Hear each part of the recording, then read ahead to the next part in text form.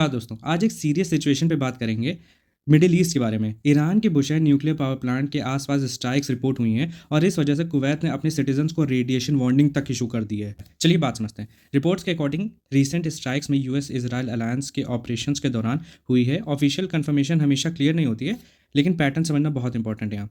देखिए, तो सवाल ये है कि न्यूक्लियर फैसिलिटी को टारगेट क्यों किया जा रहा है यहाँ।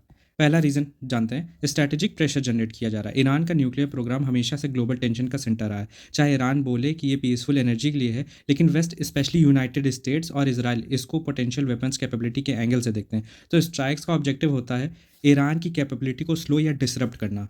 दूसरा रीज़न क्या है यहाँ पे, मैसेज सेंडिंग। ये सिर्फ फिजिकल डैमेज नहीं है, एक सिग्नल है, हम तुम्हारी क्रिटिकल इंफ्रास्ट्रक्चर तक पहुँच सकते हैं। तो मतलब साइकोलॉजिकल प्रेशर जनरेट किया जा रहा है डिटरेंस के साथ। तीसरा रीज़न यहाँ क्या है कि एस्केलेशन कंट्रोल या मिसकैलकुलेशन हो सकती है। कभी कभार डायरेक्ट हिट नहीं, नियर स्ट्राइक होते हैं वार्निंग देने के लिए। लेकिन प्रॉब्लम यह है कि न्यूक्लियर साइट के पास भी अटैक करना खुद में डेंजरस गैम्बल है। तो इंटरनेशनल एटॉमिक एनर्जी एजेंसी ने क्लियरली बोला है इवन नियर मिस भी डिसास्टर ट्रिगर हो सकता है। तो अब रियलिटी चेक पे आते हैं। अभी तक रिपोर्ट्स कह रही हैं कि बुशैर प्लांट को मेजर डैमेज नहीं हुआ है, बट रिस्क वो स्टिल हाई है यहाँ पे। तो मेरे क्लियर ओपिनियंस हैं, न्यूक्लियर फैसिलिटी को टारगेट करना even indirectly is a regular thing.